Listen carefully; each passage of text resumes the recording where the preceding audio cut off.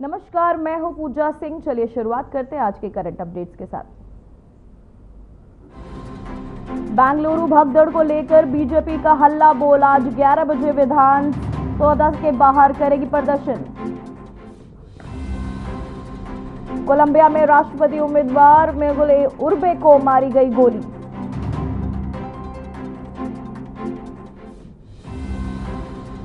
UP Lucknow के SUDA में project manager ने किया सुसाइड।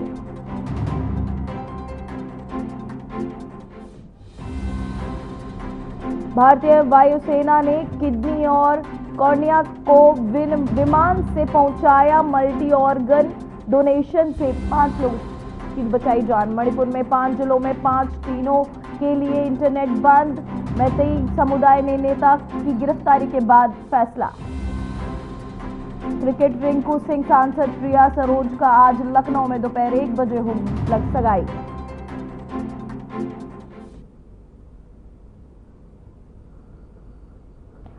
चलिए शुरुआत करते हैं खबरों की। तो वही छत्तीसगढ़ के मुख्यमंत्री विष्णुदेव साय ने मुख्यमंत्री नरेंद्र मोदी संग 2 बड़े प्रोजेक्ट्स को लेकर चर्चा की है। मुख्यमंत्री विष्णुदेव साय ने पीएम मोदी से बहुउद्देशीय बोधघाट बांध परियोजना और इंद्रावती महानदी इंटरलिंकिंग परियोजनाओं को राष्ट्रीय परियोजना के रूप में बनाने के बारे में विस्तृत चर्चा की है, जिससे कि आपको बताते चले कि बोधघाट परियोजनाओं के दंतेवाड़ा, बीजापुर और सुकमा जिलों में 259 गांवों को लाभ मिलेगा।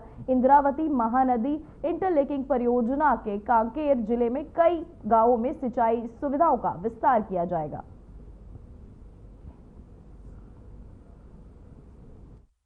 साल में बस्तर को सब माओवाद के अंत के साथ अब बस्तर तैयार है एक नई दिशा की ओर बढ़ने के लिए। नक्सल प्रभावित क्षेत्रों में स्थायी शांति का नया दौर नजर आ रहा है। प्रधानमंत्री नरेंद्र मोदी जी की मजबूत इच्छा शक्ति से यहां शांति स्थापित करने के साथ साथ पर्यटन, मूलभूत सुविधाओं और कृषि समर्पित ऐतिहासिक परियोजनाओं का नया खाका भी खींचा जा रहा है।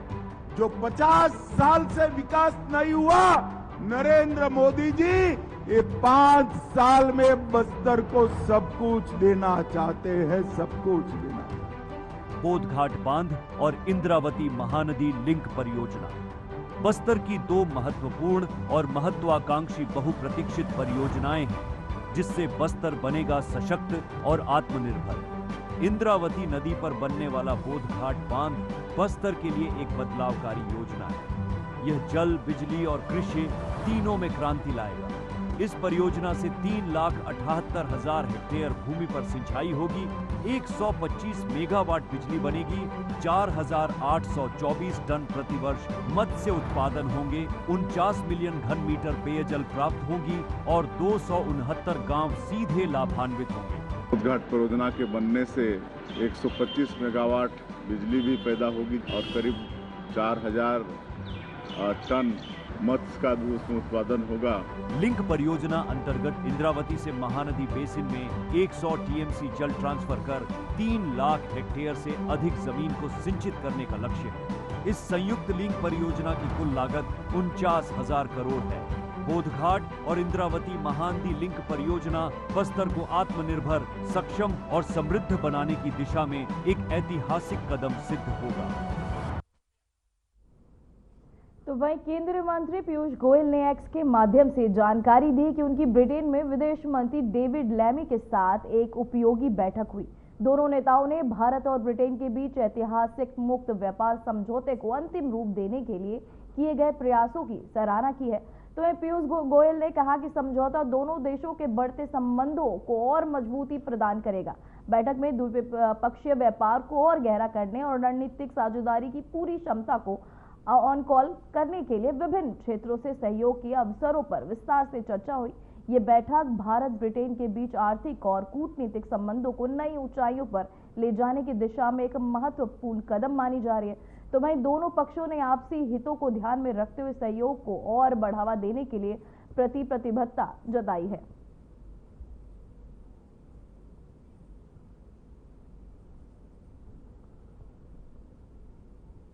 तो वहीं उत्तराखंड के मुख्यमंत्री पुष्कर सिंह धामी ने देहरादून में आयोजित कवि सम्मेलन में हिस्सा लिया। उन्होंने सम्मेलन में बोलते हुए राज्य की सांस्कृतिक विरासत और रचनात्मक ऊर्जा की महिमा का वर्णन किया। साथ ही मुख्यमंत्री धामी ने कहा, हमारी देवभूमि की ये पावन धारा सदियों से रचनात्मक का अद्भुत केंद्र रही है, जहां विचारों की ज्योति ने हर युग में समाज को प्रेरित करने का काम किया है। साथ ही देवभूमि उत्तराखंड में हिमालय की ऊंची ऊंची चोटियों से नए नए विचारों की ऊंचाइयां जन्म लेती हैं। इस अवसर पर उन्होंने जिले के प्रतिष्ठित कवियों और साहित्यकारों को भी सम्मानित किया।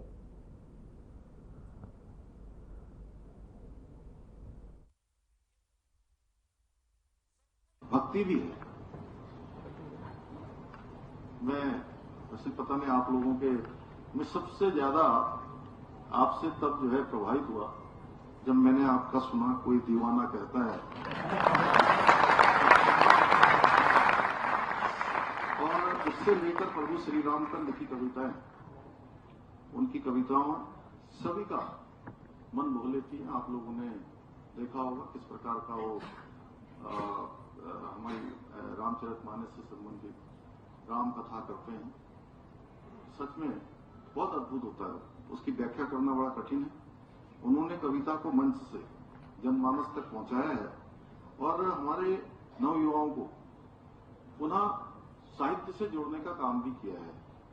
मैं इस अवसर पर उनको बहुत स्वागत करता हूं। और मेरा चंपावत विधानसभा का जब उपचुनाव हो रहा था, उस चुनाव में भी आप पधारे थे और बहुत बड़ी संख्या, मुझे लगता है कई हजारों हजार लोग आपको सुनने के लिए वहां आए थे। आपके उन विचारों से निश्चित रूप से एक बहुत पूरे उस विधानसभा के अंदर एक ऐसा संदेश गया कि मुझे लगता है कि अभी तक पता नहीं हमारे राज्य में 94% मत उस चुनाव में नहीं था।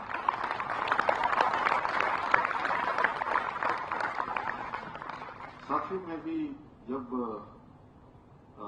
विश्वविद्यालय में पढ़ता था, टूटा फूटा लिख पढ़ लिया करता था, बहुत ज्यादा नहीं, जैसा कुमार भाई और मंच पर बैठे हुए लोग, बहुत छोटा फूटा।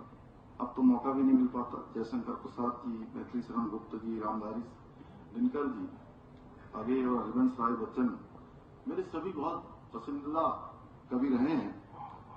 साथियों, हमारी देवभूमि की ये पावन धरा सदियों से रचनात्मकता का अद्भुत केंद्र रही है, जहां विचारों की ज्योति ने हर युग में समाज को प्रेरित करने का काम किया है। श्री अयोध्या सिंह उपाध्याय हरिओद हो या सुमित्रानंदन पंत हो या गिरदा हो या नागार्जुन हो, उत्तराखंड की वादियों में लिखी इन सब की रचनाएं हमारे यहाँ आज भी गूंजती हैं। देवभूमि उत्तराखंड में जहां एक ओर हिमालय की ऊंची ऊंची चोटियों से नए नए विचारों की ऊंचाइयां जन्म लेती हैं और नदियों के कलकल में छंद की लय छिपी होती है। हमारी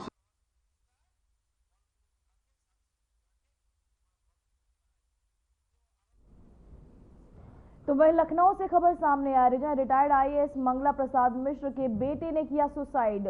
सूडा के प्रोजेक्ट मैनेजर ने किया सुसाइड। सुधाकांत मिश्र ने फांसी लगाकर की आत्महत्या। साथ इंदिरा नगर के सेक्टर बी में की आत्महत्या। सुधाकांत रिटायर्ड आईएएस मंगला प्रसाद मिश्र के बेटे, जिन्होंने पिछले कई सालों से डिफेंस में सुधाकांत मिश्र। साथ ही आपको बताते चले, लखनऊ से खबर सामने आ रही है, जहां रिटायर्ड ऑफिसर के बेटे ने किया है सुसाइड। सूडा के प्रोजेक्ट मैनेजर है जिन्होंने किया सुसाइड। सुधाकांत मिश्रा जिन्होंने सुसाइड किया, इंदिरा नगर के सेक्टर ई में रहते थे। आपको बताते चले ये सुसाइड का मामला, जहां लखनऊ से ये खबर सामने आ रही है। रिटायर्ड आईएएस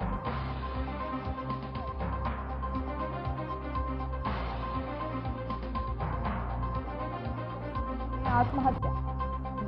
आपको बताते चले, रिटायर्ड आईएएस मंगला प्रसाद मिश्र के बेटे ने किया सुसाइड।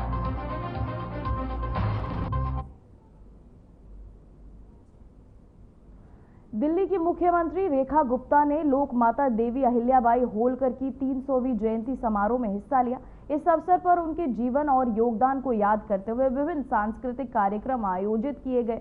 साथ ही कार्यक्रम में मुख्यमंत्री ने आपको बताते चले कि अहिल्याबाई होलकर की बहादुरी के नेतृत्व में और समाज सेवा के प्रति उनके समर्पण को सराहा। साथ ही उन्होंने कहा कि अहिल्याबाई होलकर का जीवन सभी के लिए प्रेरणा का स्रोत है और उनकी वीरता और आदर्शों को आज भी युवाओं को अपनाना चाहिए। समारोह में अन्य गणमान्य व्यक्ति और नागरिक भी उपस्थित रहे, जिन्होंने लोक माता के योगदान को सम्मानित किया और उनके आदर्शों को आगे बढ़ाने का संकल्प लिया।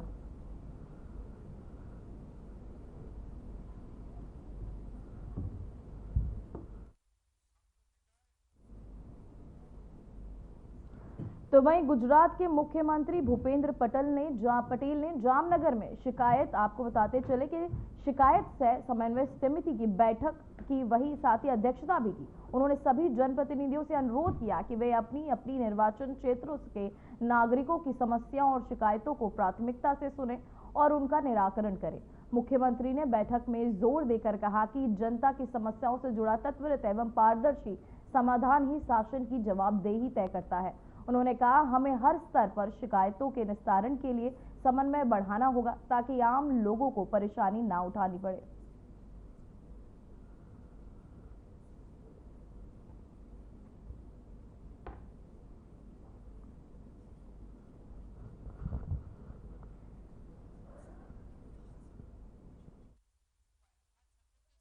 राजस्थान के मुख्यमंत्री भजनलाल शर्मा ने जयपुर स्थित प्रसिद्ध गोविंद देव जी मंदिर में दर्शन कर पूजा अर्चना की। मुख्यमंत्री ने मंदिर परिसर में विधिवत रूप से आरती में भाग लिया और प्रदेश वासियों के सुख समृद्धि और कल्याण की कामना की। मुख्यमंत्री ने मंदिर आगमन को लेकर प्रशासन के तहत सुरक्षा के पुख्ता इंतजाम किए गए थे। मंदिर में दर्शन के दौरान उन्होंने पुजारियों से बातचीत भी की और मंदिर की ऐतिहासिक और धार्मिक महत्वता के बारे में जानकारी प्राप्त की।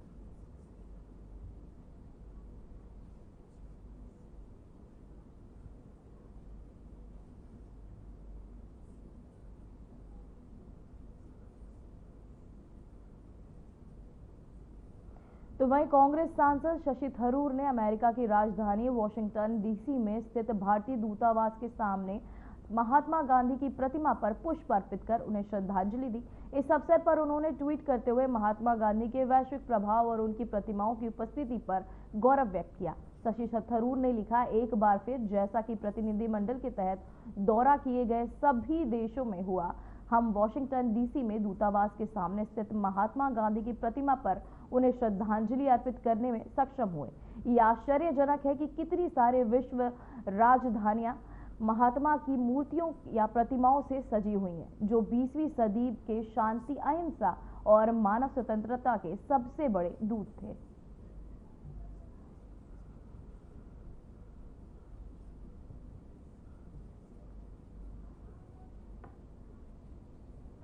तो वहीं दिल्ली पुलिस ने राजधानी के उत्तर पश्चिम जिले से अवैध रूप से रह रहे 31 बांग्लादेशी नागरिकों को वापस भेजने की प्रक्रिया आरंभ कर दी है।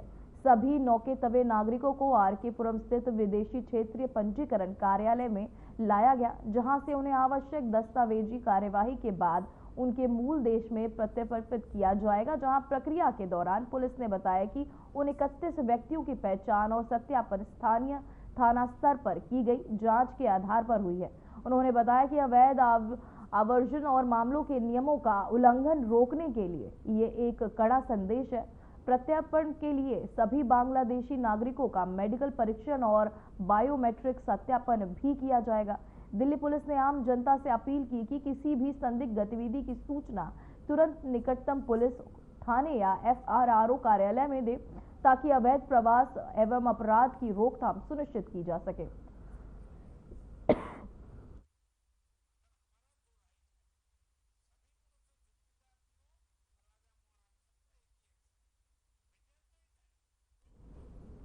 तो वहीं लखनऊ में मुख्य सचिव मनोज कुमार सिंह की अध्यक्षता में जीरो पॉवर्टी अभियान के तहत चिन्हित परिवारों के युवाओं को उन्नयन और उन्हें उनके विकास की मुख्य धारा से जोड़ने हेतु इन्वेस्ट यूपी सभागार, पिकअप और भवन, साथ ही गोमती नगर लखनऊ में एक संगोष्ठी का आयोजन किया गया। इस कार्यक्रम में प्रदेश के प्रमुख शिक्षण संस्थानों, हॉस्पिटैलिटी और कंस्ट्रक्शन तथा अन्य सेवा उद्योगों के से जुड़े प्रस्थानों और एवं विभिन्न बैंकों के वरिष्ठ अधिकारियों ने प्रतिभाग किया। इस अवसर पर मुख्य सचिव ने कहा कि जीरो पॉवर्टी अभियान का लक्ष्य प्रत्येक निर्धनता परिवार को भोजन, वस्त्र, चिकित्सा, शिक्षा और आवास जैसी मूलभूत सुविधाएं उपलब्ध कराना है। साथ ही उनके लिए सतत आय का स्रोत सुनिश्चित करना है।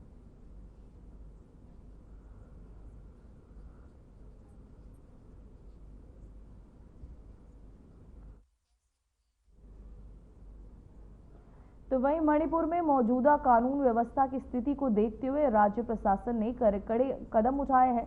एपान, पश्चिम इंफाल पूर्व, थोम्बल, ओकाट्रिंग और विशुपुर जिलों में जिला मजिस्ट्रेटों के तहत निषेधाज्ञा जारी की गई है। इन जिलों में धारा 144 के अंतर्गत 4 या अधिक लोगों के एक स्थान पर एकत्र होने पर पाबंदी लगा दी गई है। तो वहीं विशुपुर जिले में स्थिति की गंभीरता को देखते हुए पूर्ण कर्फ्यू लागू कर दिया गया है। प्रशासन ने नागरिकों से अपील की है कि वे शांति बनाए रखें और जारी आदेशों का पालन करें।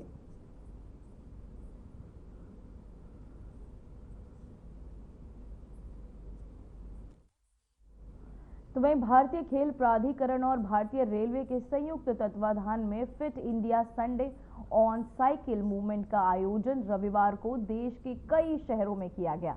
दिल्ली और अहमदाबाद में इस अभियान को लेकर आपको बताते चले कि तहत बड़ी संख्या में लोगों ने सड़कों पर उतरकर साइकिल चलाई और स्वस्थ जीवन शैली को अपनाने का संदेश दिया।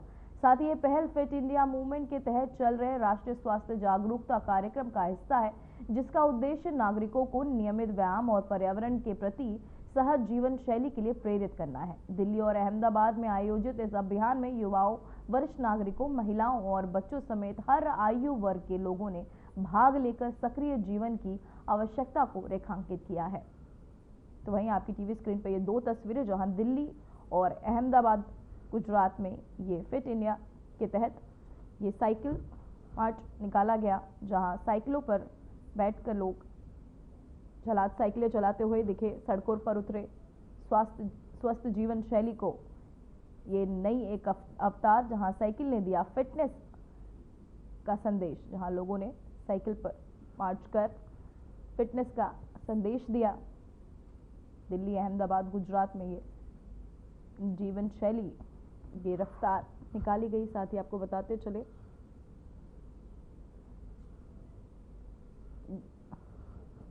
ये तस्वीरें आपके साथ टीवी स्क्रीन पर दिल्ली, अहमदाबाद, गुजरात से, जहां स्वस्थ जीवन शैली को रफ्तार देने के तहत लोगों ने साइकिलों पर मार्च निकाला, साथ ही लोगों को संदेश दिया स्वस्थ रहने का।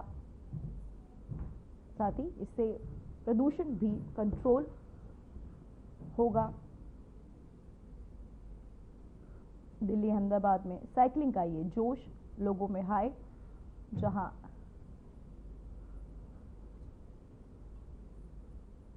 तो वहीं ब्रिक्स संसदीय मंच में आतंक के खिलाफ जो स्वर एकजुट होकर गूंजे, वो पाकिस्तान के लिए दोहरे झटके की तरह।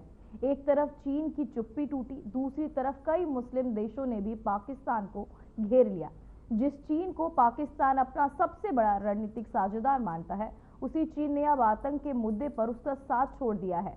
पहलगाम में हुए आतंकी हमले को लेकर चीन ने ब्रिक्स मंच से जो संदेश दिया, वो पाकिस्तान के लिए एक सीधा और कड़ा संकेत है और अब अंतर्राष्ट्रीय मंचों पर भी पाकिस्तान अलग थलग पड़ता नजर आ रहा है। देखिए रिपोर्ट। जम्मू कश्मीर के पहलगाम में हुआ आतंकी हमला अब सिर्फ एक देश की पीड़ा नहीं रहा, ब्रिक्स संसदीय मंच पर भी इसकी गूंज सुनाई दी और इसका सबसे बड़ा असर पाकिस्तान पर पड़ा, क्योंकि मंच पर मौजूद कई मुस्लिम देशों ने भी आतंक के खिलाफ एक स्वर में आवाज उठाई। पाकिस्तान के लिए ये एक असहज सच्चाई है कि उसका सबसे करीबी दोस्त चीन अब आतंक के मुद्दे पर उसकी पीठ थपथपाने के बजाय अब उसके खिलाफ खड़ा है। ब्रासीलिया में आयोजित ब्रिक्स संसदीय मंच की बैठक में, जहां भारत, रूस और दक्षिण अफ्रीका जैसे देश पहले से आतंक के खिलाफ मुखर रहे हैं, वहीं इस बार चीन की ओर से भी पहलगाम हमले की निंदा की गई है। और ये ध्यान देना जरूरी है कि ये वही चीन है जो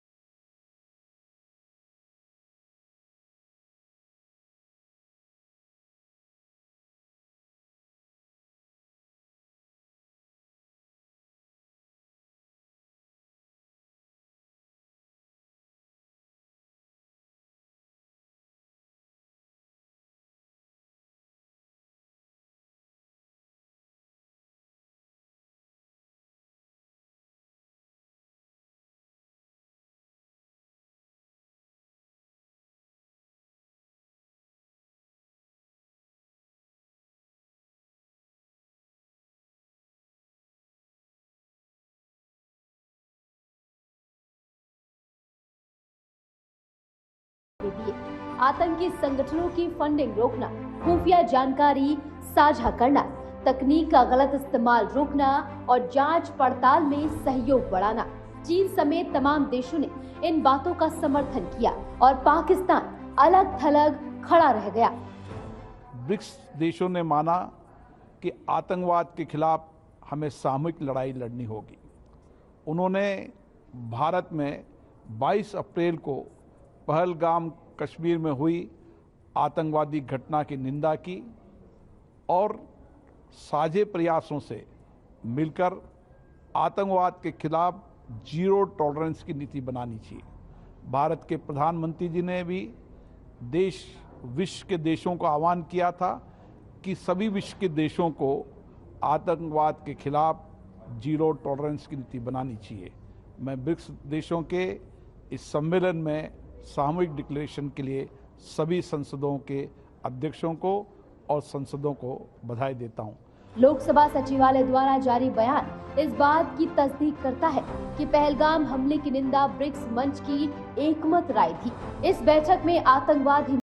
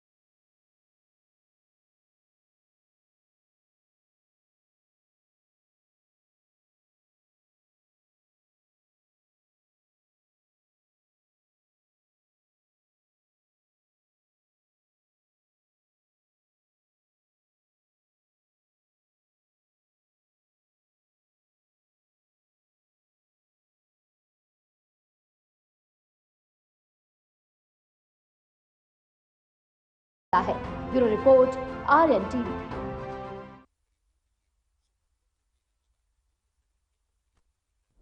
फिलहाल खबरों में बस इतना ही। देश और दुनिया की तमाम खबरें देखने के लिए बने रहिए हमारे साथ। नमस्कार।